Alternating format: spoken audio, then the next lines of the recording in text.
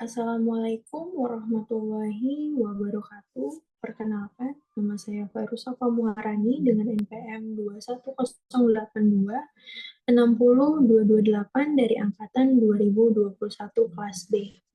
Pada kesempatan kali ini, saya akan membawakan materi tentang fisiologi pendengaran guna sebagai tugas video mind map untuk semester antara pada blok BSO2.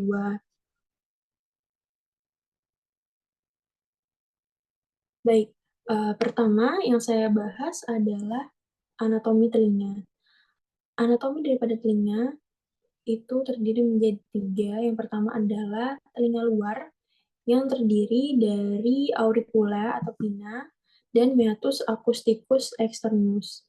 Pada telinga tengah itu terdapat membran timpani atau yang bahasa awamnya dikenal adalah gendang telinga.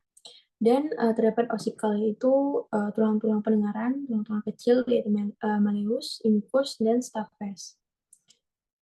Serta tuba eustachius. Pada telinga dalam itu terdapat cochlea dan vestibulum dan semi-circular canalis. Selanjutnya saya akan membahas tentang fisiologi pendengaran. Yang pertama adalah transmisi gelombang suara.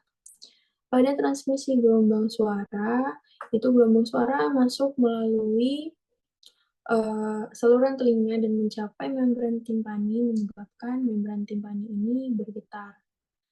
Nah, getaran yang ditransmisikan itu akan ke osikel, yaitu di telinga tengah, di mana malleus menerima getaran dari membran timpani dan meneruskannya ke incus, kemudian ke stapes. Stapes yang menempel pada jendela oval mengirimkan getaran ke dalam telinga dalam. Kemudian terdapat mekanisme yang disebut dengan transduksi mekanoelektrik, di mana ketika getaran dari stapes diteruskan ke jendela oval, tekanan yang dihasilkan oleh getaran ini menyebabkan pergerakan cairan dalam koklea. Pergerakan cairan ini menyebabkan defleksi pada membran basilaris yang pada akhirnya mengaktifkan sel-sel rambut di organ korti. Sel-sel rambut berfungsi sebagai transducer mekanis yang mengubah getaran mekanis menjadi sinyal listrik. Sinyal listrik ini kemudian dihantarkan melalui serat-serat saraf auditori ke otak. Selanjutnya adalah transmisi sinyal saraf.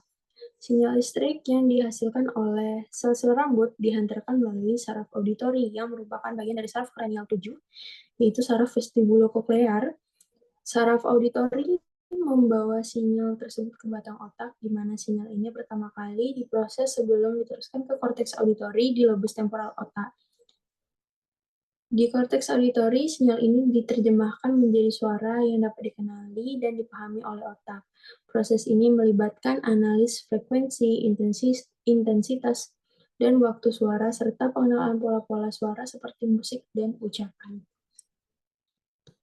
Selanjutnya adalah peran korteks auditori. Korteks auditori terbagi menjadi korteks auditori primer dan korteks auditori sekunder. Untuk korteks auditori primer, itu dia berlokasi di lobus temporal dan bertanggung jawab untuk pemrosesan awal dari aspek-aspek dasar suara seperti frekuensi, intensitas, dan durasi.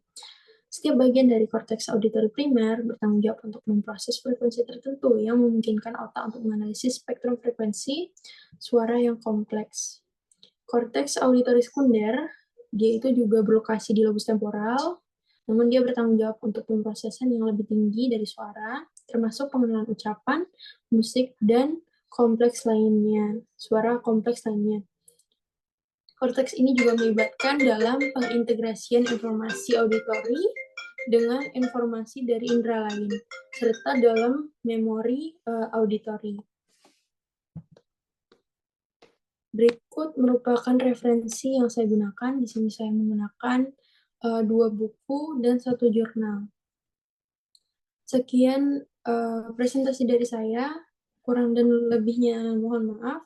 Kesempurnaan hanyalah milik Allah. Terima kasih atas perhatiannya. Saya tutup. Wassalamualaikum warahmatullahi wabarakatuh.